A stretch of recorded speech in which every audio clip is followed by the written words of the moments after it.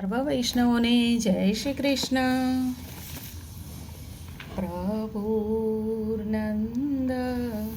કુમારો મે સ્વામીની વૃષભાનુજા કૃતાર્થોહમ કૃતાર્થોહમ કૃતાર્થોહમ ન સંશયઃ. ગોકુળના નંદ બાવાના કુમાર શ્રી કૃષ્ણ મારા સ્વામી છે અને બરસાનાના વૃષભાનજીના પુત્રી શ્રી રાધિકાજી મારા સ્વામીની છે. તેથી જ હું કૃતાર્થ છું, કૃતાર્થ છું, કૃતાર્થ છું. તેમાં કોઈ સંશય કે શંકા નથી. હવે છે પ્રકરણ 14મું, વૃષભાવતાર રહસ્ય અને શ્રાપ વિમોચન. વૃષભાવતાર રહસ્ય અને શ્રાપ વિમોચન. દ્વારિકામાં નવગ્રહ શાંતિ યજ્ઞ શરૂ થવા આડે હવે કેવળ 2 જ દિવસો બાકી રહ્યા હતા. દ્વારિકામાં નવગ્રહ શાંતિ યજ્ઞ શરૂ થવા આડે હવે કેવળ 2 જ દિવસો બાકી રહ્યા હતા. કેવળ રાજમહાલયના ભવનોમાં વસતા શ્રી કૃષ્ણના સ્વજન પરિવારમાં જ નહીં, સમસ્ત દ્વારિકાપુરીના પ્રજાજનોમાં આ ધાર્મિક ઉત્સવે આનંદ અને ઉલ્લાસનું અનોખું વાતાવરણ સર્જ્યું હતું. લાંબા સમયથી ઉત્સવ વિહોણી થઈ ગયેલી યાદવ પ્રજા હવે આ નિમિત્તે એકબીજાને વારંવાર હળવા મળવાનું થતાં અભિનવ આંતરિક એકતા અનુભવી રહી હતી. રાજ્યના કામે દૂર દૂર ગયેલા યાદવ સરદારો અને સેવાનાયકો પણ યજ્ઞના સમાચાર મળતા મારતે ઘોડે રાજધાનીમાં આવી રહ્યા હતા. આમંત્રિતો અને યાત્રિકોના ટોળે ટોળા દ્વારિકામાં આવવા માંડ્યા હતા. રાજ્યના તમામ વિશ્રામ ગૃહો અને અતિથિ ગૃહો ખુલ્લા મૂકી દેવામાં આવ્યા હતા. રાજ્યના તમામ વિશ્રામ ગૃહો અને અતિથિ ગૃહો ખુલ્લા મૂકી દેવામાં આવ્યા હતા. સારસ્વતો, વેદપાઠી બ્રાહ્મણો અને ક્ષત્રિયોની ખાસ આગતા સ્વાગતા થઈ રહી હતી. અને સમુદ્રનારાયણના મંદિરની 4 ધર્મશાળાઓમાં તેમના નિવાસની પૂર્ણ વ્યવસ્થા થઈ ચૂકી હતી. રથો લઈને ખાસ તેડવા ગયેલા સારથીઓ આદર સત્કાર સહ સંતો, ભક્તોને અને સાધુ મહાત્માઓને સીધા રાજમહાલયની સંત શિબિરમાં ઉતારતા હતા અને એમના આગમનની જાણ દેવર્ષિ નારદજીને અને રાજપુરોહિતજીને કરતા હતા. હવે જે આવવાના બાકી હતા તે સૌ પણ આવતીકાલ સાંજ સુધીમાં તો આવી જ જશે એમ લાગતા યજ્ઞશાળાનું ભોજન ગૃહ 2 દિવસ પૂર્વે શરૂ કરી દેવામાં આવ્યું હતું. આ વિશિષ્ટ યજ્ઞોત્સવનો સવિશેષ આનંદ તાત શ્રી વસુદેવજીને થઈ રહ્યો હતો અને એમાંય વળી ગઈકાલે જમાઈરાજ અર્જુનનું આગમન થયા પછી તો તેમના આનંદની કોઈ અવધિ રહી ન હતી. કોના આનંદની? તાત શ્રી વસુદેવજીના આનંદની અવધિ રહી ન હતી. પુત્રી સુભદ્રાને એમણે ખાસ સૂચના આપી દીધી હતી કે દિવસમાં 1-2 વાર તો ગમે તેમ કરીને પણ મને અર્જુન સાથે નિરાતે વાતો કરવાનો મોકો આપજે. કુંતા માતાના ભાઈના નાતે વસુદેવજી અર્જુનના મામા પણ થતા હતા અને સસરા પણ. ફરી જોઈએ. કુંતા માતાના ભાઈના નાતે વસુદેવજી અર્જુનના મામા પણ થતા હતા અને સસરા પણ. પોતાની બહેનના પરાક્રમી પુત્રો ખાસ કરીને યુધિષ્ઠિર, ભીમ અને અર્જુનની પરાક્રમ ગાથાઓ સાંભળવામાં તેમને અત્યંત આનંદ આવતો હતો. દિવ્યાસ્ત્રોની પ્રાપ્તિ માટે જમાઈરાજ સદેહે સ્વર્ગમાં ગયેલા અને ત્યાં જે કાંઈ બનેલું તે તો તેમણે ગઈકાલે રાત્રે સ્વયં અર્જુન મુખે જ સાંભળ્યું હતું. હજુ તો એમને ઘણું ઘણું પૂછવું હતું અને જાણવું હતું, ખાસ કરીને કુરુક્ષેત્રના યુદ્ધ વિશે અને શાશ્વત શાંતિ મહાયજ્ઞ વિશે. તેથી આજે બપોરે ભોજનાલયમાં જ જ્યારે જાણવા મળ્યું કે જમ્યા બાદ હવે અર્જુનને આજે બીજે ક્યાંય જવાનું નથી, તેઓ તાતશ્રીના મહેલે જ રોકાવાના છે, ત્યારે વાલસોઈ દીકરી સુભદ્રાએ પોતાના વૃદ્ધ પિતાશ્રીની અંતરેચ્છા પરિપૂર્ણ કરવા કૌંતેયની વિશ્રામ વ્યવસ્થા તાતશ્રીના કક્ષમાં જ કરાવી દીધી.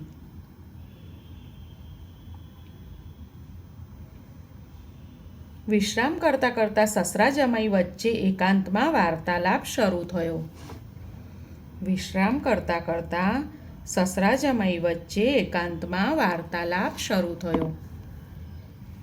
દેવકીમાં એકલા પડ્યા. યુદ્ધની કે બીજી વાતોમાં હવે તેમને કોઈ રસ રહ્યો ન હતો. પિતા પતિની સરભરા અને જરૂરિયાત પૂરી કરવા માટે ખુદ સુભદ્રા અહીં રોકાવાની છે તેવું જાણ્યા પછી દેવકીજીને થયું કે પોતે આજે બહેન રોહિણી પાસે જાય અને એમની સાથે વાર્તા વિનોદમાં આજે બપોરનો સમય નિરાતે પસાર કરે. તેમણે તરત જ એક સેવિકાને દોડાવી અને પૂછાવ્યું કે બહેન શ્રી બીજા કોઈ કામમાં રોકાયેલા તો નથી ને? સામેથી પ્રત્યુત્તર મળ્યો કે શ્યામની 8 પુત્રવધુઓ અને રામના રેવતી રાણી પણ અત્યારે માતેશ્વરીના કક્ષમાં બિરાજેલ છે અને માતા દેવકીજી જો ત્યાં પધારે તો સોનામાં સુગંધ ભળવા જેવું થશે એવું કહેવડાવ્યું છે. તરત જ દેવકીમાં બલરામ ભવન ઉપર જવા રવાના થયા. તેઓ ત્યાં પહોંચ્યા ત્યારે રોહિણીમા પાસેથી શ્યામ સુંદરના બચપણના પ્રસંગો જાણવા માટે આ 9 ગૃહલક્ષ્મીઓ જિજ્ઞાસુ થઈને બેઠી હતી. સૌએ દેવકીમાનું સ્વાગત કર્યું અને તેઓ આસનસ્થ થયા પછી રોહિણી દેવીએ કહેવા માંડ્યું, બહેન, હું કંસના કારાગારમાં અવારનવાર આવીને તમને તમારા લાલાની બાળલીલાઓની જે બધી વાતો કહેતી હતી અને જે સાંભળીને તમે ફૂલ્યા નહોતા સમાતા એ બધી વાતો આ લોકોને સાંભળવી છે. ફરી જોઈએ. રોહિણીમાએ દેવકીજીને શું કીધું કે બહેન, હું કંસના કારાગારમાં અવારનવાર આવીને તમને તમારા લાલાની બાળલીલાઓની જે બધી વાતો કહેતી હતી અને જે સાંભળીને તમે ફૂલ્યા નહોતા સમાતા એ બધી વાત આ લોકોને સાંભળવી છે. લાલાની પણ અંદર ખાનેથી એવી જ ઈચ્છા છે કે મેં નજરો નજર જોયેલી ગોકુળ વૃંદાવનની લીલાઓ હું તેની રાણીઓને કહું તેવી લાલાની પણ ઈચ્છા છે. તેથી મેં 2 દિવસથી આ બધું કહેવા માંડ્યું છે. તમે આવ્યા તે પહેલાં હમણાં જ મેં તેમને કાન્હાએ દાઉ સાથે શરત મારેલી કે વ્રજના તોફાની વૃષભ હસ્તિની પર પોતે સવારી કરશે એ પ્રસંગ કહ્યો. ફરી જોઈએ. મેં 2 દિવસથી બધું કહેવા માંડ્યું છે. તમે આવ્યા પહેલાં મેં હમણાં જ કીધું કે કાન્હાએ દાઉ સાથે શરત કરેલી કે વ્રજના તોફાની વૃષભ હસ્તિન પર પોતે સવારી કરશે એ પ્રસંગ કહ્યો. બહેન, તમને યાદ છે ને, બીજે અઠવાડિયે મેં મથુરા આવીને તમને જ્યારે આ વાત કહી ત્યારે તમે દાઉ પર કેટલા ગુસ્સે થઈ ગયેલા? તે થઈ જ જાઉં ને. 14 વર્ષના મારા લાલાને આવા હાથી જેવા માતેલા આખલા પર તે ચડવા દેવાતો હશે? દેવકીજીએ શું કહ્યું કે હું ગુસ્સે તો થાઉં જ ને. મારો લાલો 14 વર્ષનો હતો. 14 વર્ષના મારા લાલાને આવા હાથી જેવા માતેલા આખલા ઉપર, એ વૃષભ હસ્તિન આખલો હતો, આખલા ઉપર તે ચડવા દેવાતો હશે? એ તો સારું થયું કે મંગલ અને શ્રીદામા છાના માના જઈને રાધાને બોલાવી લાવ્યા.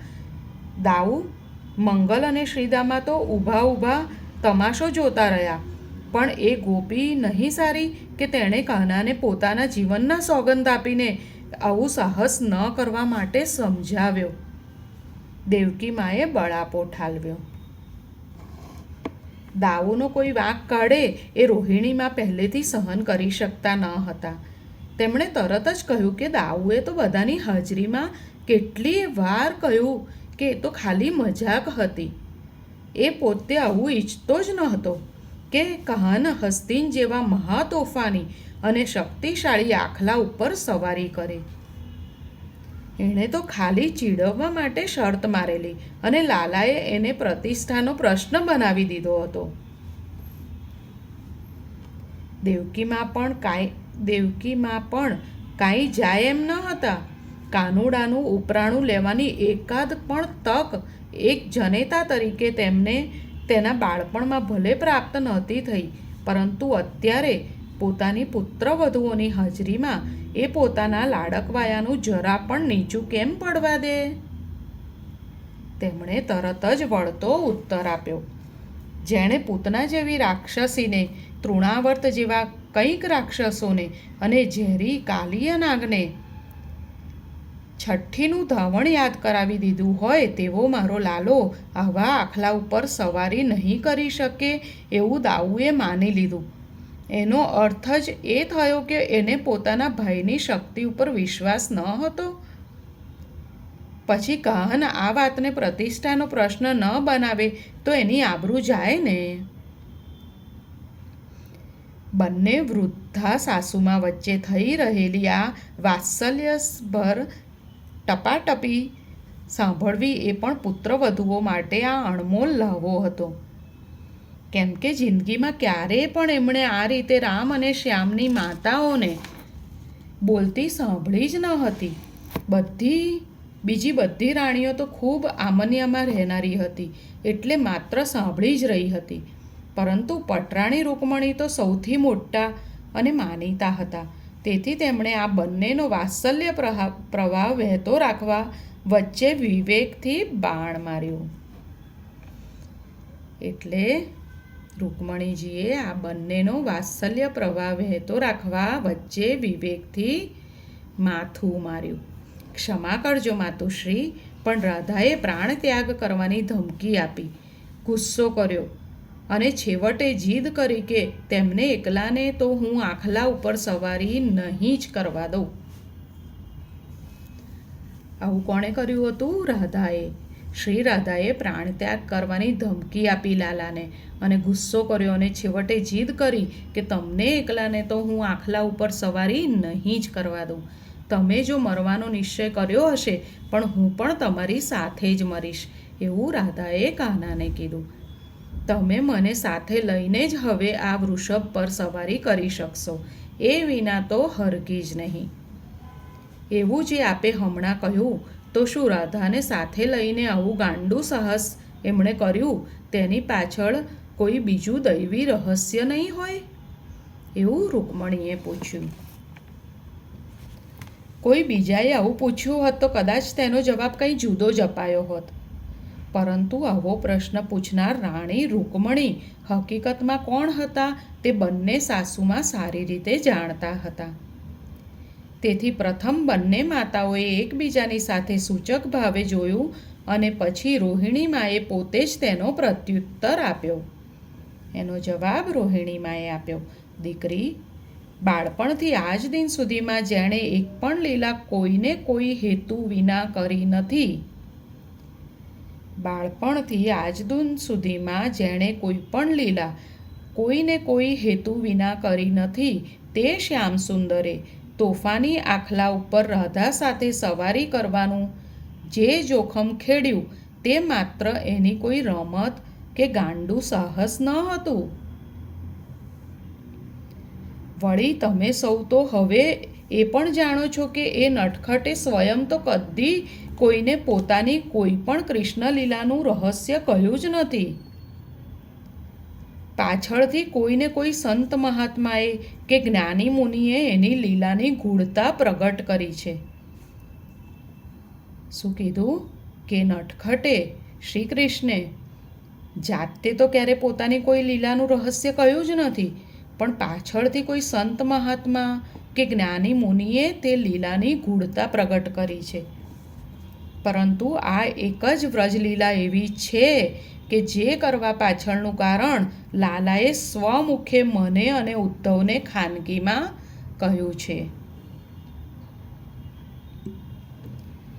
વર્ષો પછી આજે આ વાત નીકળી છે અને તમે જ્યારે આ લીલા પાછળનું રહસ્ય પૂછ્યું છે ત્યારે મને લાગે છે કે આની પાછળ પણ કોઈ ઈશ્વરી સંકેત જ હશે.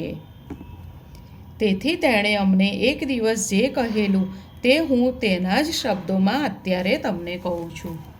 એટલે રોહિણીમાએ કીધું. એટલે લાલાએ જ્યારે રોહિણીમાને અને ઉદ્ધવને એ રહસ્ય કહ્યું હતું તે હું તમને આજે કહું છું. માં, હસ્તિન વૃષભ એ કોઈ સામાન્ય આખલો ન હતો. હસ્તિન વૃષભ એ કોઈ સામાન્ય આખલો ન હતો. સાક્ષાત નંદી હતો. કોણ હતું? સાક્ષાત નંદી હતો.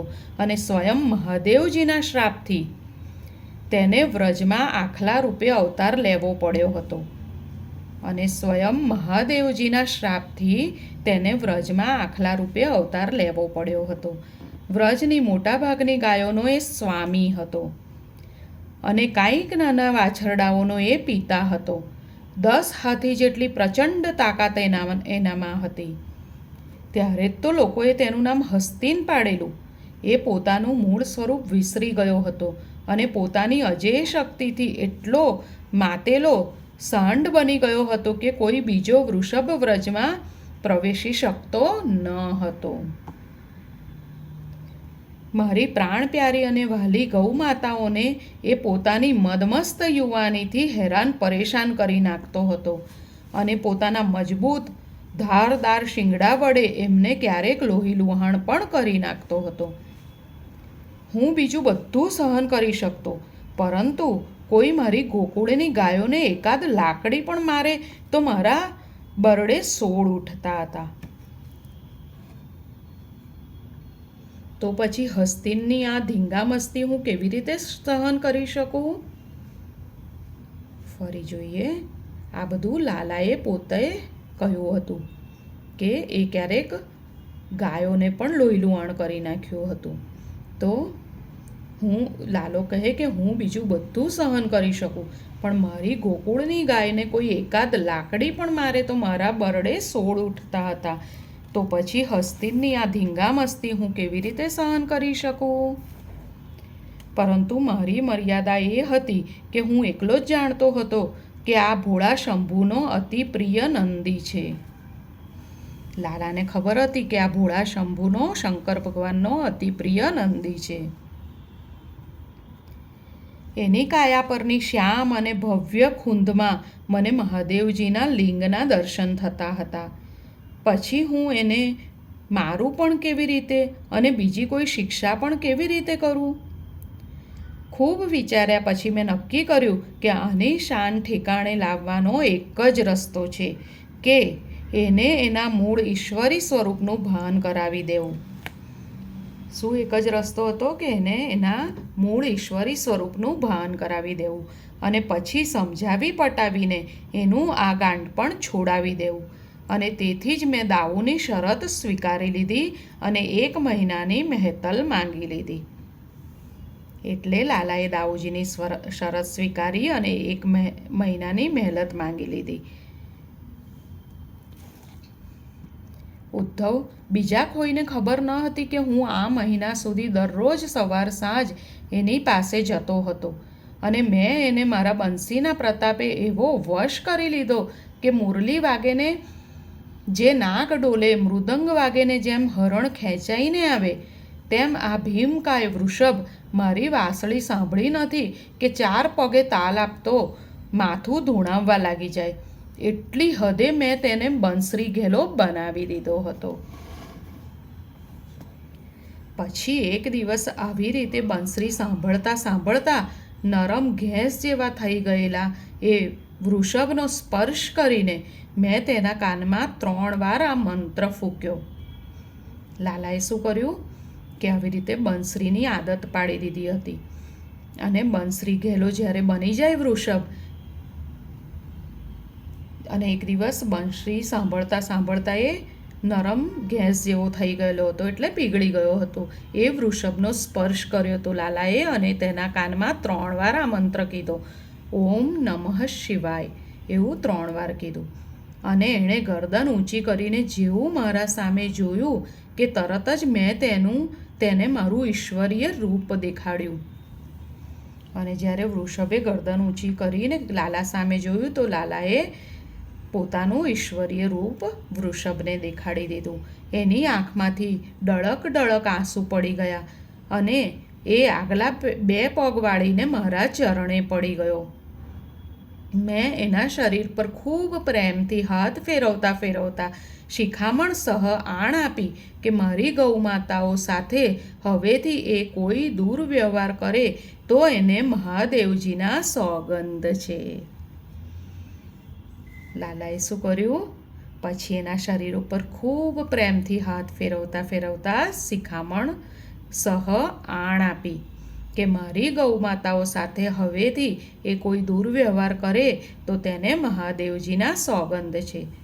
મારી ક્ષમા યાચના કરી તેણે એક દર્દભરી વિનંતી મારી આગળ રજૂ કરી. વૃષભે વિનંતી કરી, પ્રભુ, વર્ષોના વહાણા વાઈ ગયા. આ પીઠ ઉપર ભગવાન શિવજીને અને માતા પાર્વતીને બેસાડીએ. આજે આપે મને મારા મૂળ સ્વરૂપનું ભાન તો કરાવ્યું, પણ ઉમા મહેશ વિનાનો આ નંદી હવે જીવી નહીં શકે નાથ. પરંતુ ઉમા મહેશ વિનાનો આ નંદી હવે જીવી નહીં શકે. એક કૃપા કરો, આપને મારા સ્વામી કાંઈ જુદા નથી. વૃષભે શું કીધું? આપ અને મારા સ્વામી કાંઈ જુદા નથી. તેમ આપના ગોલોકેશ્વરી અને પાર્વતીજી પણ મારે મન તો મારા સ્વામીની જ છે. તેથી બસ એકવાર આપ એમના ગોલોકેશ્વરી સાથે મારી પીઠ ઉપર બિરાજો. અને શું કીધું કે તેથી બસ એકવાર આપ આપના ગોલોકેશ્વરી સાથે મારી પીઠ ઉપર બિરાજો, અને આપ બંનેનો હું મનભર સહેલ કરાવું એવો ફક્ત એક મોકો મને આપો. આજે અહીંયા સુધી રાખીએ. ફરી જલ્દી મળીએ. સર્વને જય શ્રી કૃષ્ણ. રાધે રાધે.